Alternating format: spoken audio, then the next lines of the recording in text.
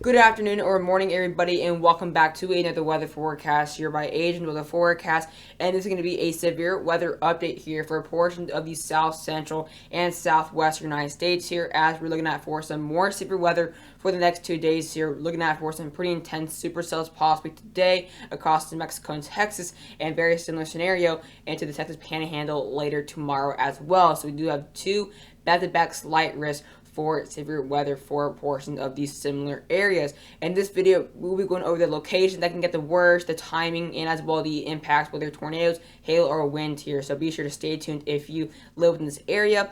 And before we get in the video, be sure to subscribe to the channel. I would greatly appreciate it, as well as smash that like button and bell icon. But without further ado, let's get into the video.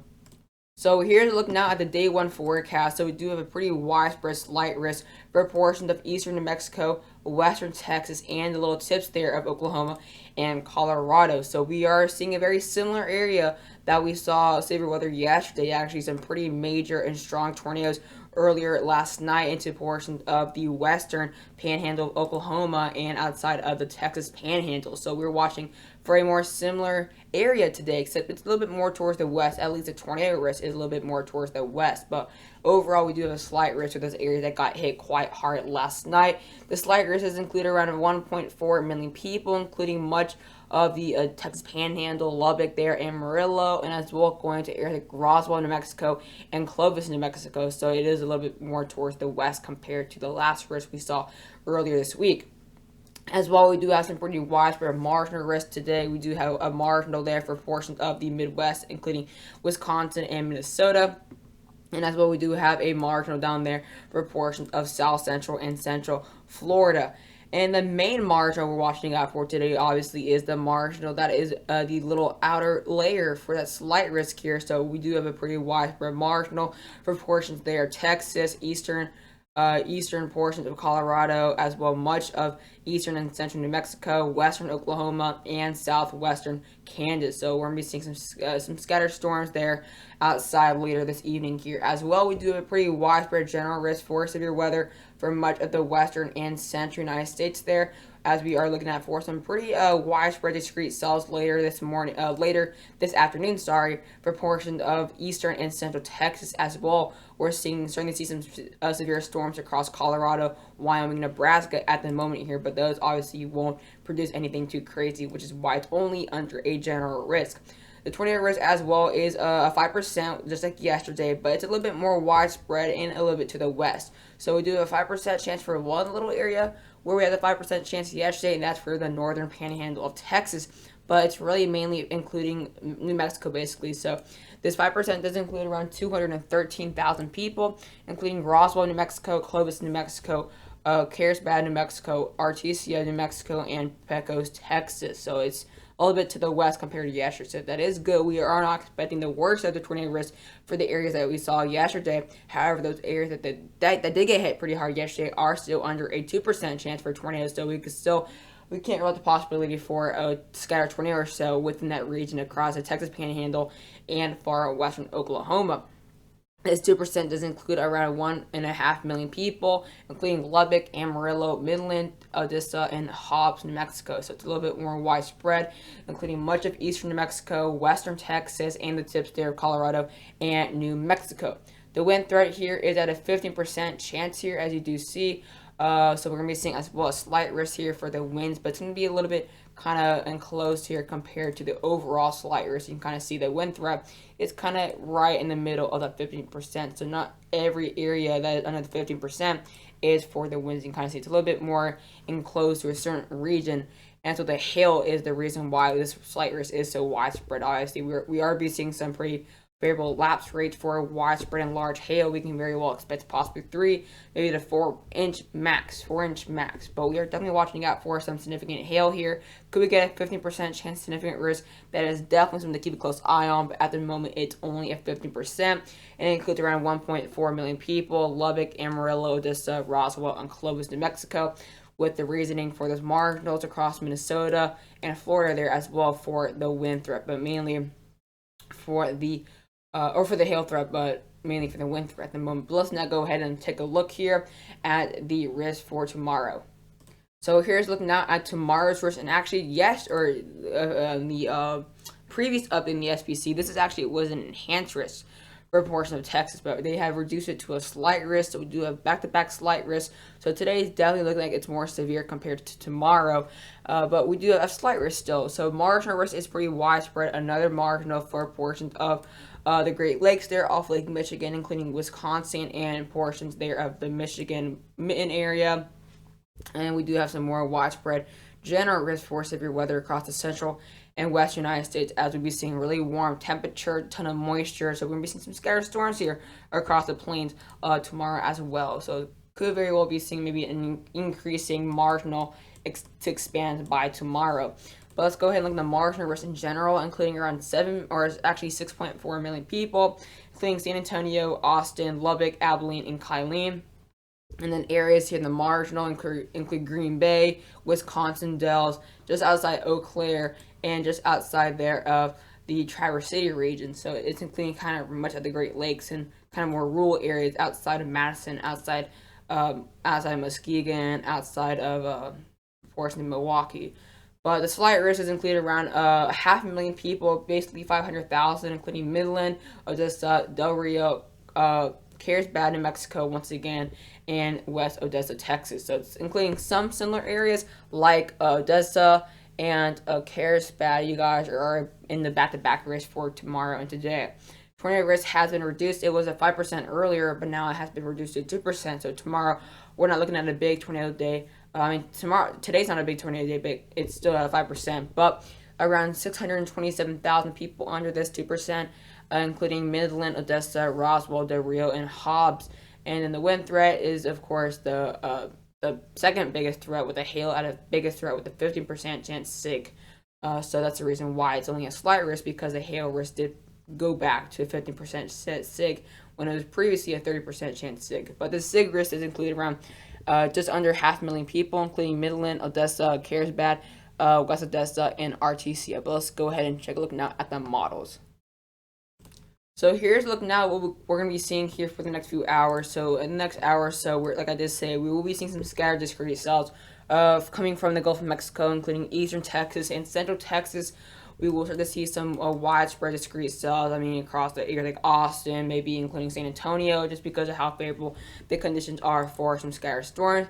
Like I did mention there, we are already seeing some scattered storms across Colorado, Wyoming, and Nebraska, where we had the general risk, and same thing there for portions of Kansas and Nebraska, and even portions of Iowa, seeing some scattered storms right now. As then I go later now into the 4 o'clock Eastern, 3 o'clock Central, we're going to start seeing those pretty strong storms develop there across areas like Texas, New Mexico, as well watching out for some scattered, maybe elevated base supercells across New Mexico, as well even some pretty significant storms there even to eastern Texas. So we may be seeing some scattered storms and warnings coming out as far as areas near the Galveston area, possibly even near Corpus Christi. Let's go look a little bit later now to 6 o'clock Eastern, 5 o'clock Central, and 4 o'clock Mountain Time. We're going to be seeing a whole line of really strong supercells from southern Colorado to the Texas border with Mexico. Possibly some strong supercells here that will be bringing some very large hail just outside there of areas outside of El Paso, outside there of Del Rio, kind of more towards rural regions, and as well watching at the main area though. For tornadoes will be New Mexico here. We could very well be seeing some embedded supercells that have rotation within this line of storms here across New Mexico, and as well as some scattered, maybe some strong supercells across the northern Texas panhandle. As when I go later on by 9 o'clock Eastern, 8 o'clock Central, these supercells will kind of embed into one large linear line of storms. The squall line here, so that's going to be the reason why we have such a pretty large widespread wind threat. And it's going to bring some really heavy rain and possibly some really strong wind gusts overnight into portions of the Texas Panhandle and Oklahoma. As when I go tomorrow at 1 o'clock, so 12 o'clock Central, we're going to see those storms develop across the Panhandle. But the main threat will be by 5 o'clock Central, 4 o'clock Mountain Time. We're going to be seeing some pretty strong supercells, possibly bringing some really significant hail across southeastern New Mexico and southwestern Texas. Like I did say, tomorrow really won't be the biggest threat compared to the next 2 days. But let's go ahead and look at the temperatures here to see why these Cape values are going to be so high and why exactly we're going to be seeing such widespread general risk for severe weather. So as we now get into around 4 o'clock or 4 o'clock central, already getting up into the upper 80s and lower 90s there across much of Texas, as well hitting up into the mid and upper 70s and lower 80s there for the main area we're going to be watching out. So we're going to be seeing some really good temperatures there to the upper 70s and lower 80s there for that area we're watching out for severe weather. So that's obviously going to produce overday heating, allowing for those really high Cape values, allowing for some pretty a good amount of potential energy for these storms to blow up here. And even the overnight time frame, 8 o'clock central, still seeing those upper 70s and lower 80s across the Texas Panhandle, which is why we're seeing an overnight threat. Even as we go into the overnight time period, we're not getting below 70s in some portions of Texas. And as we go later now to 4 o'clock Eastern, 3 o'clock Central, getting some really warm temperatures for the areas of western Texas. They're getting already into the 90s by 3 o'clock. As we go later on here, by 8 o'clock, 7 o'clock, we're really watching out for those storms down here. And we will be seeing some cooler temperatures tomorrow compared to today, getting into mid 60s and lower and maybe even mid 70s. So temperatures really won't be as high as they will be today. Let's go ahead and now look at the dew points here. Dew points are going to be sitting at already in the lower 70s and even mid 70s across Texas today, which is why another reason why we're going to be seeing some pretty strong storms and discrete cells across eastern and central Texas today, because not only are we seeing really warm temperatures in the 80s, but dew points there into the as high as 75 or 76. So it's a lot of moisture basically. So we're going to be seeing a pretty widespread threat for some storms across Texas today, statewide threat. But obviously the worst threat will be for the panhandle of Texas and portions of New Mexico.